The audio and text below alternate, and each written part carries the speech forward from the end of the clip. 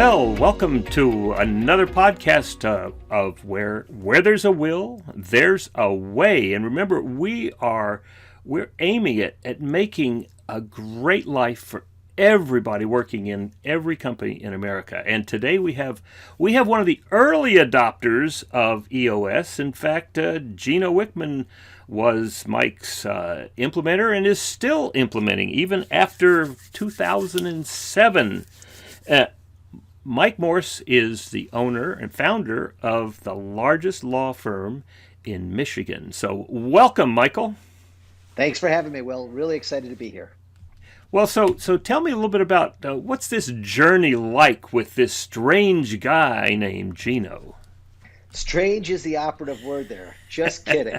I met Gino. He was giving a speech. He was trying to drum up business back in the days when he needed to drum up clients. And I remember even asking a question during his speech, and I was totally engaged. I found out what his daily price was and that I had to leave my firm and shut it down for literally 8 hours. And I wasn't in a position to say yes at that point. It was a financial thing. I was being too frugal, and I didn't want to shut down because I was in that, I was so busy at that stage that I didn't do it. Fast forward 2 years, I was completely hitting the ceiling. I had just had a fire at my building, and I said, I need help. I remember Gino. Him and I were still corresponding. I called him. He said, come on in Friday, bring your leadership team. This is 2007, and we've been going strong, 4 sessions a year for the last, I don't even know, 15 years. And it's been a wild ride. So he didn't talk to you about graduating then, huh? Well, it's funny you say that, Will. On our first session, he says, my average client is, I think he said 1.5 to 2 years. And he still reminds us of that to this day. I think he calls us his advanced group. But, we know that we could have graduated, but having that independent person in the room, that third party to hold you accountable, to keep you honest, has been amazing for my organization. And I think there's been a few sessions we've skipped to try it on our own. And the quarterlies are never as good without Gino. And so I met with him last Tuesday. I was in Las Vegas. The rest of my team was in Michigan, and I had to be there, and we were able to make it work. And we're still going strong. Oh, wonderful, wonderful. So Gino's gotten into the remote session then, huh? Well, he wasn't thrilled, but somebody failed to docket it, and I had to be there for a talk. So he made it work. It actually works better than he thought it would work. Well, great. Gino likes either everybody there or everybody not there. And, and if he had his choice, it's everybody there. He was not he was not a happy camper during COVID. I'll tell you that. Well, that's true. We all had to learn very quickly how to pivot and to how to be as great remotely as we were face to face. It was amazing, just an amazing transformation. A great group of people who are able to make that kind of transmission. So tell us now, you as a law firm using EOS, what has that meant for you? Well, first of all, I think I'm accurate to say it was Gino's first law firm. He had never had an experience in a law firm, and that was something that I was questioning about when we first met. And it turns out, obviously, for those of you listening to this, you know the EOS model. It doesn't matter what type of business it is. Right. So that was news to me. In my experience of being a lawyer, I was a lawyer 15 years when I first hired Gino. I had never heard of a law firm having a coach. I've never heard of a law firm having a leadership team back then. I've never heard of anybody, a law firm, taking a day and working on the firm, the whole concept of on the firm, in the firm. That's just not something that lawyers talk about. Back then, lawyers didn't have integrators. They didn't have potentially non-lawyers helping run the business. My integrator, John Knockhazel, who was mentioned in Gino's book, Rocket Fuel, wasn't a thing. And so those things were all, game changers for us. And now you're saying John is not an attorney. Correct. But he's your integrator. Correct. And what I was trying to point out was, and I probably didn't say it right, but most law firms don't have non-lawyers running the firm. Hmm. Most lawyers run the firm, and we don't have business backgrounds, and we don't know the first Oh, thing we're doing. I mean, I learned how to you run mean a you business. didn't do well in the how to run a law firm class in law school? I did not. I must have missed that being offered because I don't think it was offered. I don't think it's still being offered. And Gino, helped me understand that and helped me understand. I mean, every business concept that I now know pretty darn well now after all this time, I learned from him and EOS, and it really, helped transform me from a no-name guy in my market, and I'm in a busy, competitive personal injury market here in Michigan. It transformed me in a very short period of time to a very robust law firm with good business practices, good core values, good everything that helped me go from a solo practitioner basically to 170 employees, bringing in 55 million dollars a year in fees um, within a few years. And I couldn't have done it, without everything that I've learned throughout this process. So, do you think that's transferable to other law firms? 100%. And John Knockhazel, my COO slash integrator, and I, after working with Gino for so long, we wrote a book for law firms called Fireproof, which I'm holding up here, which Gino wrote the preface to this and the introduction. And basically, it's EOS for lawyers. We praise EOS in the book. We, wanted to be truthful and honest where we learned all this great stuff from. And we tweaked some things in EOS, and we made it specific for law firms, things that law firms need to know, and just basically putting our own spin on it. But of course, paying homage to EOS throughout the process, and it's absolutely transferable because of the book. We've talked to thousands of law firms who have grown their practices, who've run better practices because of the book. We are now coaching uh, law firms throughout this country because of what we've learned because of the book. We have a Fireproof masterclass right now that we're offering online, which is videos and tools that we have come up with to help law firms. So it's a long answer to absolutely this is transferable to not only law firms, but we believe to every business out there. But we have, of course, have a specialty in teaching law firms. Well, now, if an implementer wanted to help law firms, what would that implementer say? What would be attractive? What would get the attention of senior partners in a law firm? It's funny you say that because I've had at least half a dozen implementers order 50 books and use them as sales tools to other businesses, not law firms, quite Oh, frankly. It's easy to send it to a law firm, and that's an easy sales tool for an implementer.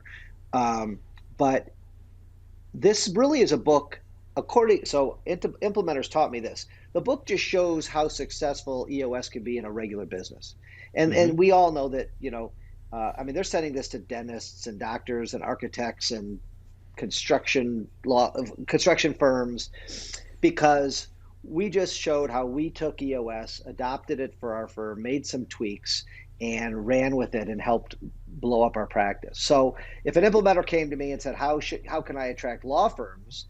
It's really going in and I think assessing their current leadership structure, which usually is not great. Their accountability charts. Do they even have a visionary, an integrator?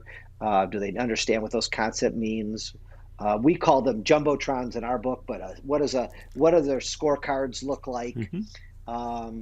And on and on. And most not hugely sophisticated law firms are really struggling in all of these areas. Don't understand it. Um, don't look at their data on a daily, weekly, monthly basis.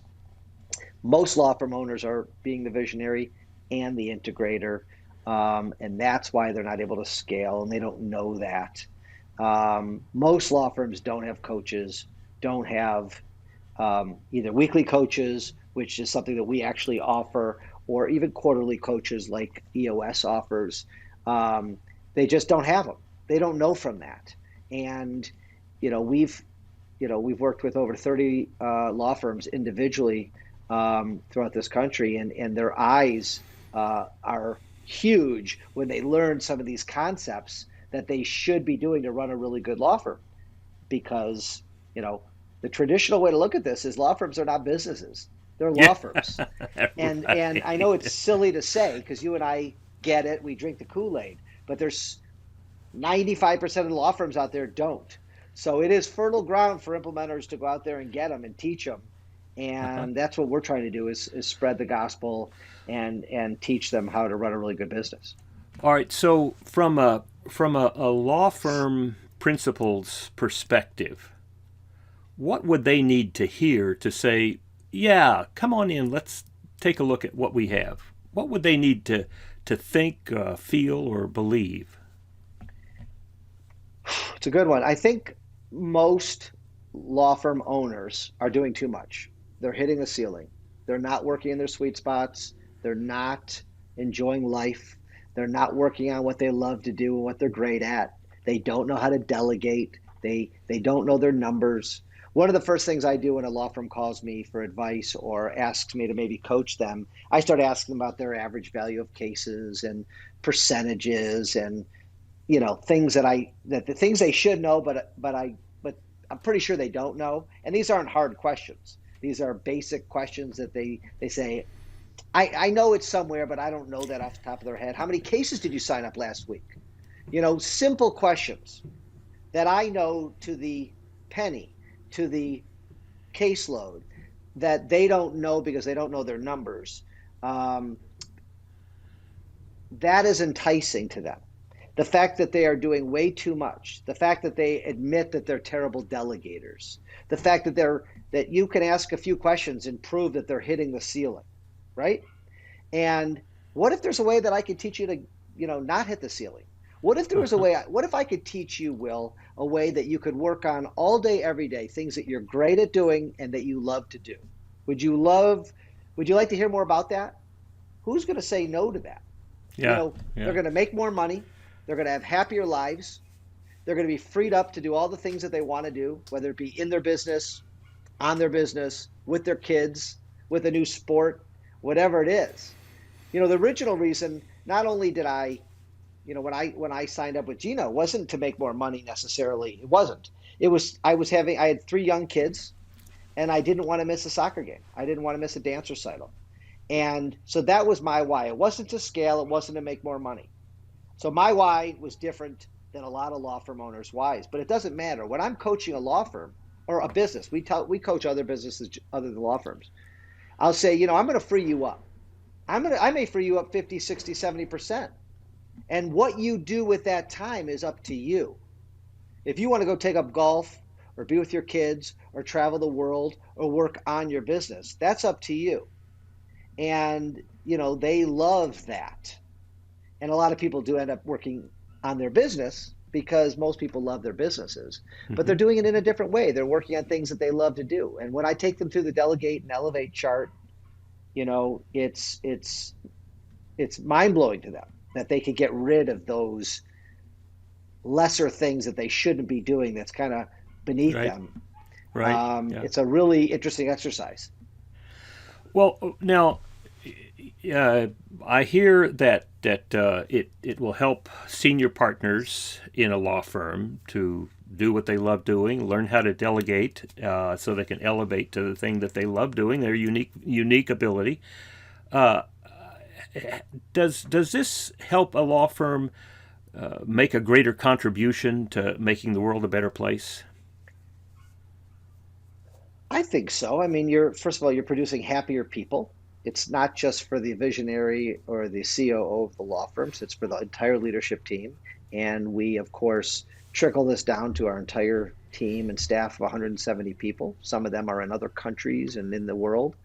Um, We one of our uniques at our firm is that we give back to our community, Mhm. and we have lots of initiatives. And our biggest initiative is actually giving kids who need backpacks full of supplies to kids who need them every year. We've given over 200,000 backpacks. So in our community, I think we're making a big difference. We are now taking that on the road with the book, and we have, I think, 7 or 8 law firms in different cities around this country buying backpacks full of supplies for kids in their area who need them. So I think we're making a reach. I think that, you know, learning the things that we've learned and making a difference in our law firm is definitely spreading and making the world a better place. Yeah, yeah. Now, talk to me a little bit about when you made this shift. What did this mean for you personally?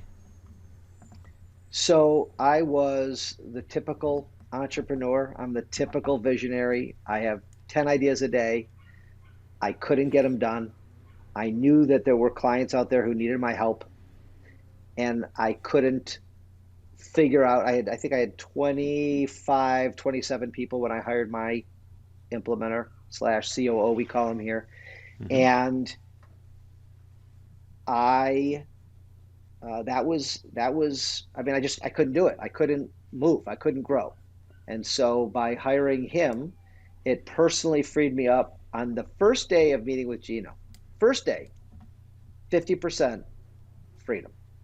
And I tell that story in the book Fireproof about how Gino took me through this exercise, how he got me to be vulnerable in front of my very small leadership team of 3 other people, and how they heard me for the first time, and how I was able to get the words out that I needed help. And all 3 of those individuals, 2 of whom are still with me, one of them who did such a fabulous job, she was able to retire in her 50s and move to Arizona, um, took on some of the bigger tasks that I was dealing with. And that day, I think it was a Friday, and I got back to my office on Monday, and I had 50% less work. So my visionary superpowers were able to kick in and come up with even more ideas and even figure out ways to help more clients. And we grew from 25 people to 170 people in a very short period of time.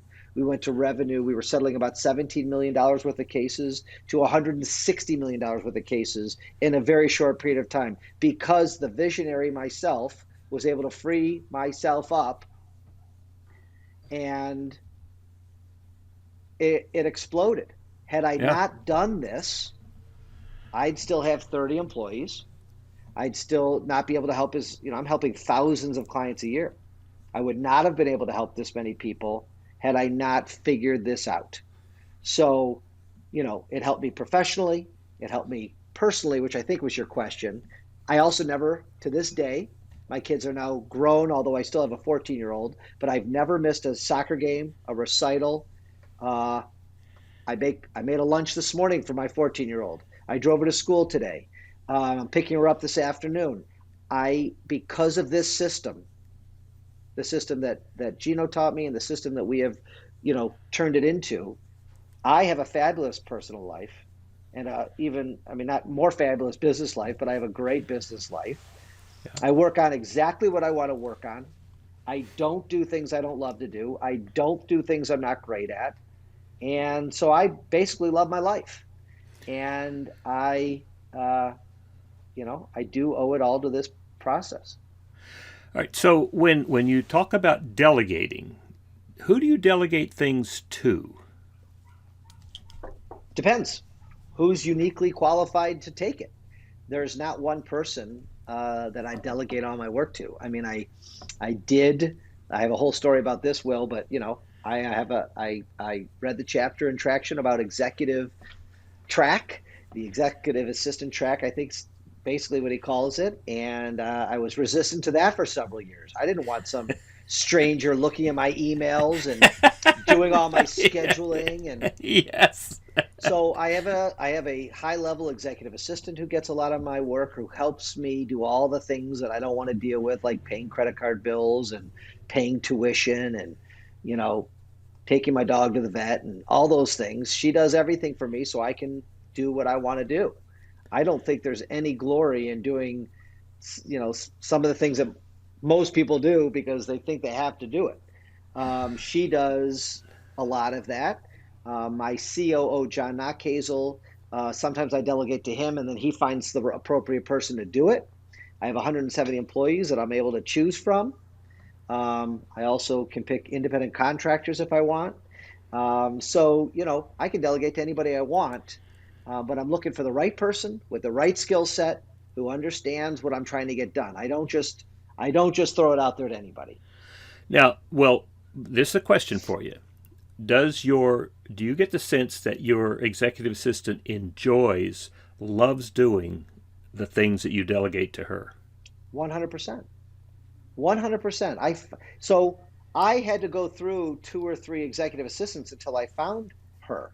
And I made the mistake of finding some younger people to do the things that I wanted done, and they got bored very quickly.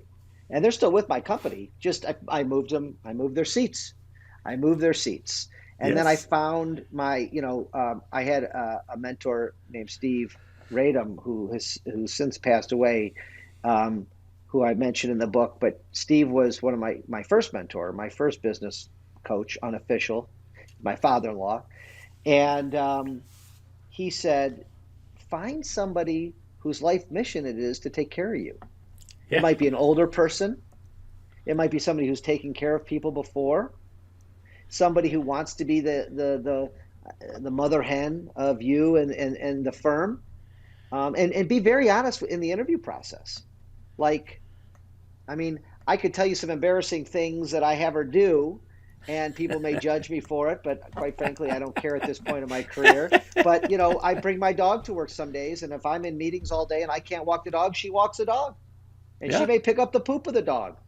And she may, if I can't get to my house to let the plumber in because nobody's there, she may go to the house and do that stuff. So I can work on the things that I need to work on and want to work on. I And I asked her about that in the interview. And so um, I was very transparent. I don't just throw things on people. So I think it's really important. We do a lot of testing and make people take assessments before they work at our firm, uh-huh. to make sure they have the aptitude and the ability and the want to do things. And I Yeah. do think it's just being honest in that interview process. Look, I'm gonna, you're gonna do some high level stuff. You're gonna do some low level stuff. But it's gonna help my life. And don't take this job if you don't want to do X, Y, and Z. Right. And And it's not just that you're willing to do it. I'm willing to put up with the dog poop. right, There's something about getting clear. I want to do these things, and it's for a larger picture. I mean, it's not. I love picking up dog poop. It's I get. I'm putting words into somebody's mouth, but I'm going to take that liberty for a moment. I get joy out of doing these things so that Mike can do these other things. it's a really good point, Will. It's a really good point, and it takes a unique person. I don't think that's an easy job, to fill, to be quite honest. Well, at the same time, when I talk to people about only doing what you love doing, and then they say, "Well, I want to become an architect, but I hate school." Well, if you're really clear, I mean, I think this is what Dan Sullivan teaches all of us. If you're really clear about what you want, yes, there are things that you may not love doing along the way, but that is the path to getting what you really want. Good, well said. Good point. And that what I've found in working with people, uh, as they come to understand, first of all, that they don't have to figure everything out. They don't have to do it themselves. That entrepreneurial, I can do it, watch me. You don't have to do that. That's the who, not how. And that who is always the one that we delegate to is always one who clearly understands. Like I really appreciate that you're so transparent about what the job is, but it's not just sorting pencils and making sure there's enough legal pads in the office. It's loving doing all of that organization and providing and supplying. And there are people like that in the world. And that's the message I heard from my father-in-law, who says, find somebody who likes to be a caretaker. And Yeah. it's not, it could be a caretaker, somebody who takes care of sick people. There are people who love being nurses and hospice workers and whatever. And then there's people who love taking care of business people. She was a former executive assistant for a couple of high-level business people, and they're few and far between. And you Yeah. got to find Yeah. them. You got to pay them well. You got to treat them well. Well, Be yeah. transparent. Yeah, absolutely. Absolutely. And it's not like you're doing a lower level job so I can pay you a lower level. It's like, look at what she, in this particular case, is freeing you up to do the things that you love. And is that not valuable? Of course it Exactly. is. Exactly. Yeah. All right. So it has freed you up to do what you love doing. Now, what? Tell me about the how for you people that you love working with. How does that work? Reframe that for me. Well, do you love the people that you're working with? Oh, of course I do. I love the people I'm working with. Um, I do. This is my family. This is my baby, this law firm. Um, I, I don't know. I don't have a nice way of saying my ism that I use, but I won't work with jerks. I won't work, um, it's very important that I work with people that I like and that I want to be around and that I want to go have lunch with. And yeah, I mean, we are a family here. We, I love going to dinners. We do executive dinners every quarter. I was with my executive team this morning for our level 10, and these are all rock stars. And this is my family, away from my family. And that certainly has to do with that accountability chart, doesn't it? To make sure you got the right people in the right seats. So Absolutely. I mean, so that's another thing that law firms don't have. If you called any law firm today that doesn't work with EOS or Fireproof, they do not have an accountability chart. They've never heard of an accountability chart. I've never heard of an accountability chart before I started working with Gino. And once I started seeing it, it made sense. It made no sense until he explained it to us. yeah. I'm a law firm. I'm a lawyer. I got a secretary. I got a paralegal. I got clients. Leave me alone. That's why 90 whatever percent of law firms have 3, 4, 5 people, because that's all they could figure out. That's all they could manage, because they Uh-huh. don't realize that there's another option. Yeah. That's another good So question, Will. If you're going to interview a law firm to be an implementer for them, or one of your implementers are going to interview a law firm, let me see your organizational chart / accountability chart. Go get it for me. They're going to be like, what's that? Well, who does what in the firm, and I want to see the structure and who reports to who. I'm promising you, 98 out of 100 firms are going to have no clue what you're talking about, and that's another way to get your foot in the door to help this firm. uh-huh. Uh-huh. Well, all right. Now what the right people is they fit your core values. So what are your core values for the firm? Well, I'll give you a few of our highlights. Okay. Um, we are The law firm is Mike Morse Law Firm. Phone number is 855 Mike Wins. One of our core values is dedicated to winning. Everybody at my firm must be dedicated to winning. Losing is not an option. Losing is unacceptable. And if you lose a case, if you lose a motion, you have that uncomfortable, sick, acidy feeling in your stomach. And if you don't have that and you don't care one way or the other, this is not the place for you. Uh-huh. Another one is outrageous customer service. We want our clients feeling the love from that first phone call to the final disbursement of their case. And I've met with half a dozen clients today who all said, thank you for introducing me to this lawyer at your firm. They were a godsend. I heard that from 6 different clients, about 6 different lawyers. And just today, Will, I just said, these core values are amazing, because they really have worked. Over 15 years, we have hired people who are not only dedicated to winning and outstanding customer service, but produce great work, right? Are not okay with putting out something with typos or that aren't complete. It's just super important. So we, our core values are really important to us, and we hire, fire, reward, and recognize on them. And it's one of the first things we do with a new law firm coaching client is make sure they have great core values that are Yeah. unique to that firm. And it's really been a game changer. All right, so let's talk a little bit about Gino's latest book, and of course, this came out of his conversation with Don Tinney, as he says in the book, over years, his partner, and what this is 5 things that you only do what you love doing with people that you love. You're making a great contribution. You're making the world a better place. You are being compensated appropriately, and you have plenty of time left over for your other passions and your family. So, does that come out of your experience? So 100%. Um, I love what I do in my law firm and in my coaching of Fireproof. Um, I, I I work with people I love.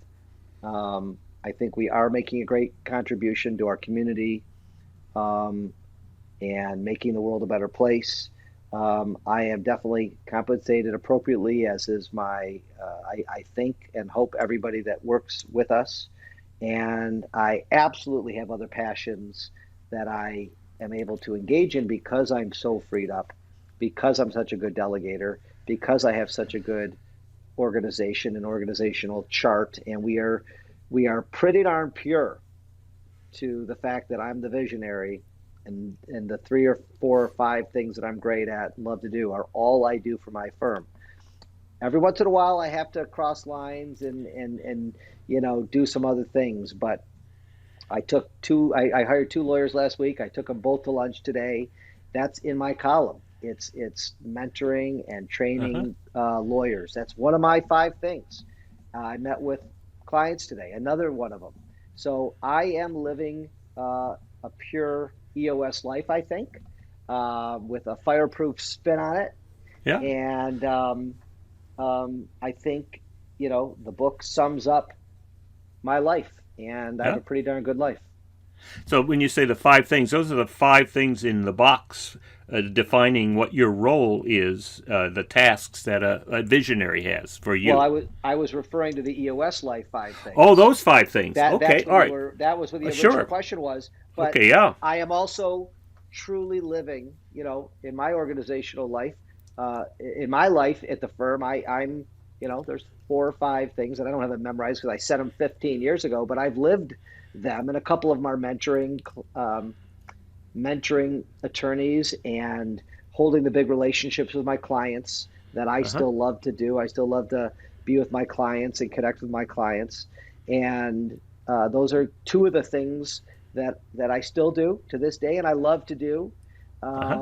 And so, yeah, and the 5 things in the U.S. Life book, I think are, I think are definitely great goals that if you do embrace uh, this as a lifestyle, as a business lifestyle, it really does work. Uh huh. It's not pie in the sky. It's takes some time. Right. It's not Yeah. overnight. You don't read the book and wake up and you're living these 5 things. Absolutely not. Right. It's taken me 15 years. I mean, I've been here for several years, but it takes some time to really, really work it. Um, but it definitely works. I can tell you that. So how have you rolled out now? Maybe these 5 things articulated this particular way are fairly new, but the spirit of them have been there from the beginning. How have you rolled out through the organization down to the programmers, the pencil, the you got paralegals, you've got assistants. How have you rolled out this whole idea of only doing what you love doing, delegate and elevate, live out these core values? If you don't feel you're compensated appropriately, what are they supposed to do? Those kind of questions. How have you rolled that out to the organization? So from the week after we started with Gino till actually this coming Monday. We've done quarterly state of the firms where I stand up in front of, when I had 30 people and now I have 170 people, and I go through where we came from in the last quarter, what our goals are for this quarter, where we're going to be in a year and 3 years and 5 years, what initiatives are we working on, etc. Right? Everything in between. And talking about how to delegate and talking about sweet spot and talking about making a contribution in our community and doing what you love to do. And it's hard with employees. Let's not beat around the bush or bullshit anybody that it's it's important for all these things. But when you have a big organization, 150, 170 people, you hope that people are doing what they love to do. You hope that my executive assistants and my file managers and my secretaries and paralegals and receptionists and the guys in the file room love what they do, right? Each and every day. It's an individual choice for them. I can't go around and make sure that they do. I hope they do. I create an environment where they really could love it. I do have longevity. I have more people who've been here for over 10 years and now over 15 years. That blows my mind, especially because I've only been really hiring people for about 17 years. And I have several people here over 15. It's pretty amazing. So I think, it's hard, again, it's hard to interview people, every person, and make sure they're working in their sweet spots, but I think they are because they're here. And if you have, and I'm somebody with very low turnover, it's under 10%. Wow. The national average is way above that. And so you didn't have any great resignation stuff going on with you, huh? That's a whole different topic, Will, and I did not, because I embraced work from home early, and I decided, controversial or not, to keep it around. Yeah. So my 170-person organization, we're remote, unless you want to be in the office. That's what I was going to ask. Is it's not you're going to be remote because we're going to shut down the office and you have no choice. This was if this is what you want to do, we're going to make it work for you. Yeah, and it's a lot of these questions, Will, I've never thought about, and we did that because we care about our community, we care about our staff, and COVID threw every single business for a curveball. And I stressed with my leadership team every week for a year and a half, 2 years during COVID, like, my office is a ghost town. I know lawyers around the country who forced their teams to come back. Yeah. A lot of people quit. A lot of people stayed, but they're not happy. Yeah. And so I decided I cared enough about my staff. I trusted. That's a big word, right? I trusted my staff. Yes. That they were going to hold themselves accountable. I have robust scorecards that I'm watching all the important data. So I know if people are working. I know if cases are being settled and moved and signed up. Yep. And because I have that in place, I felt, okay, you want to work from home? Do it. And I believe in fairness, Will. And I had secretaries and others move out of state during COVID to continue to work. Yes. So, and they're still in Florida. And so am I going to make somebody drive in 45 minutes just because I want to see their face? Or am I going to give them the same freedom and trust that I give my secretary who moved to Florida? And I didn't feel it was right to drag them all back. But I'll tell you, 9 out of 10 law firms I know made everybody come back. So I am not the norm when it comes to what I'm describing to you. Now, my lawyers have to come in to see their clients. My lawyers have to go to court. My lawyers are mostly in the office, but I don't make them in the office. But I say, look, when a client wants to meet with you face to face, you got to be in the office. Right, if you don't, this isn't the place for you to be. Right. Because outrageous customer service can't be done always at home. Right. So we're living up to our core values, and I thought, let them work from home. It's worked for us. And after I made that decision, it was a lot easier. It was a huge weight off my shoulder because I wasn't sure. But I have such a good leadership team. We talked it out, and with their help and their support and their guidance, I decided to let people work from home. And I'll tell you, there's certain days I get sad about not seeing my staff. And I have 35,000 feet of space. Feels like 3,000 is being used. And Yeah. that's a little depressing on certain Yeah. days. Yeah. Right. But Right. but the numbers are showing that my team stepped up, is doing the work. The numbers are good. The clients are happy. So I had to put my ego aside and say, if you want to work from home, work from home. Well, and I think that happened for a lot of entrepreneurs in COVID. I had a specific client, who called me 2 weeks after the lockdown in March, and he said, "Oh my God, what am I going to do? Because my people are all at home, and I'm looking around. I don't see them in the seats around me, and so I don't know that they are going to be productive. I don't believe that they're going to get anything done." And and over the next month, he shifted from the traditional way of thinking of productivity was 8 to 5, people are here, they're working. And he shifted from that to looking precisely what you're saying. He shifted to look at the product, look at the results of what they did. And when he looked at the results, he found out that they were even better results than when they were sitting in the chair. Wow.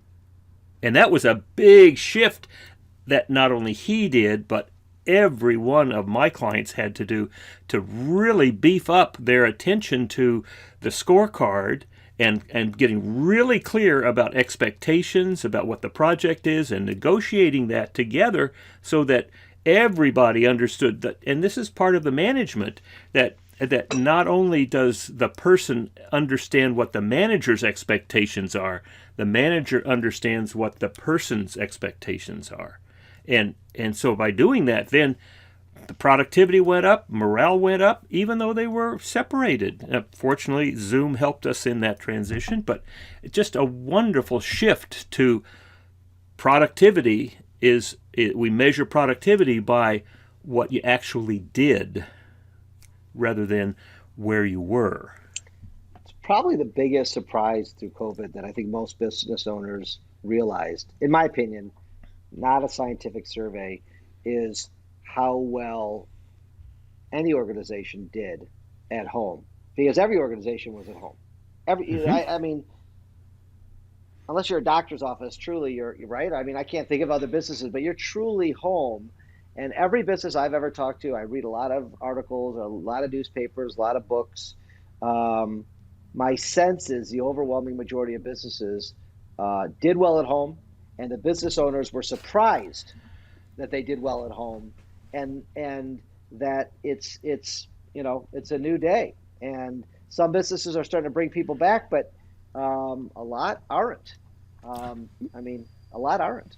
Well, what I believe happened, now this is just my perception, what I believe happened was when COVID shut everything down, that meant that people had to take responsibility in ways that they had not had to take for a long time, if ever. They had to take responsibility for the money. The check is not coming like it did before. So if I need more money, I have to find a way to do that. My kids need to be educated, and I have to take responsibility for organizing that one way or another. I have to take responsibility for my health because there's so many different statements and theories and requirements. I have to take responsibility for that. I have to take responsibility for relationships. All of these things, for 2 years, people had to literally take responsibility for themselves. They couldn't whine and pretend that it was somebody else's, making them do it. It was, I get to do what I choose to do. And now, 2 years later, some businesses are saying, come back and we're going to treat you like we did before. And I think a lot of people are saying, wait a minute, I discovered I have agency. I can make a difference. I can take responsibility for myself. Do you want to talk about how I can make a contribution to your organization and talk about what you're going to do for me in the midst of that? And I think that's a huge shift that I don't think is going to go away in our lifetime. You know what? Time will tell. Yeah, this has been wonderful, Michael. I really enjoyed talking with you. If somebody wanted to talk to you, how would they get in touch with you? Well, few ways. My email is mike at 855mikewins.com. Our website for the Fireproof book is fireproofperformance.com. It's available on Amazon. And the Fireproof Masterclass is fireproofmasterclass.com. And they can email me or check out the book. And I will make an offer as well. If somebody wants a copy of Fireproof, they can get in touch with me, and I will give them a copy of Fireproof. Wow, very nice of you. Thanks, Will. I really appreciate that. That's great. This has been a lot of fun. All right. Well, this is just another example of how if there's a will, there's a way, and Michael has certainly shown us how when he decided to work with Gino Wickman, that it changed not only his business but his life and the lives of lots of people that he's working with on all sorts of levels. So this is a wonderful experience. So if you haven't read the EOS Life, I encourage you to find a copy, and if you want a copy, let me know. I'll make sure you get a copy for free. So this is just another example of how businesses thrive when they take responsibility and have a system for organizing that business to accomplish what they really want to have done.